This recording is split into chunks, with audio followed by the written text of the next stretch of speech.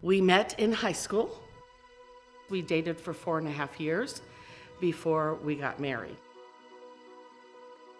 His Air Force career started with ROTC at Point Loma.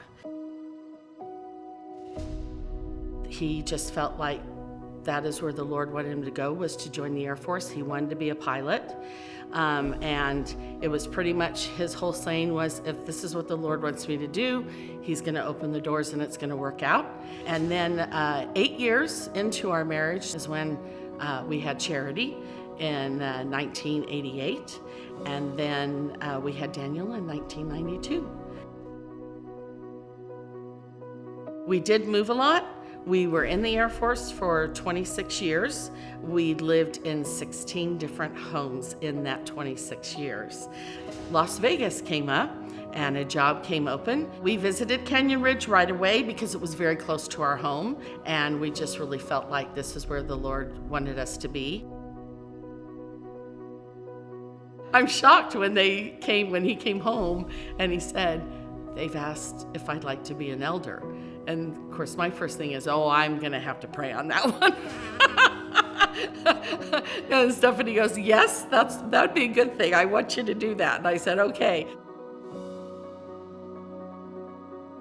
He was just a very gracious man, led by example, a true leader.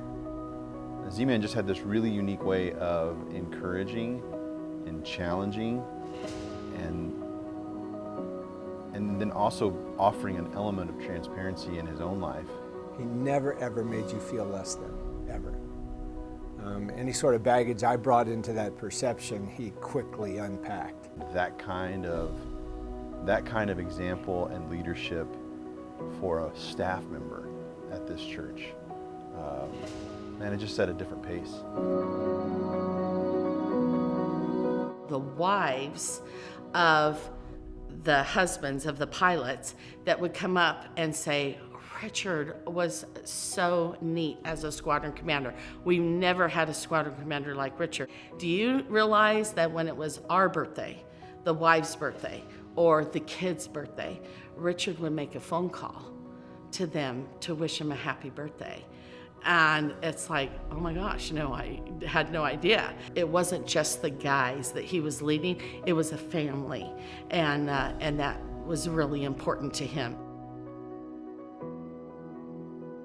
Last October, on the 10th, I was on my way to visit my daughter, and I got a phone call in the car, and then they just had told me that Richard was gone, and he had a aneurysm and stuff. A clot went to his lung, and he immediately was taken. While we were waiting as Richard was being flown back home, we were just walking around Arlington. We had never been there as a family to Arlington, but we just happened to go there.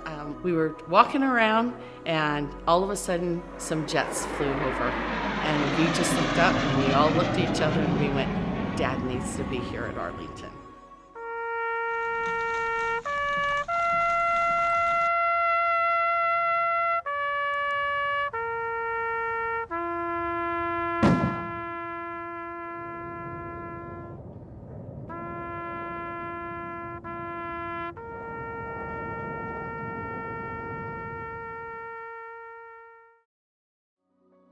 I get very emotional when it's anything military. When I'm at service and all the veterans rise, they're asked to rise, it hits me in a place that I was unaware of before that moment. The kind of self-sacrifice that they went through to assure that I and the rest of us could enjoy the kind of freedoms we do.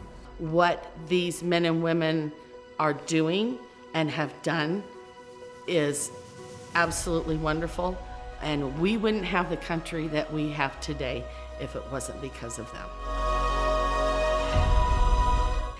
I am learning more after Richard is gone of how much he meant to people and what he did and the things he did that he never told me.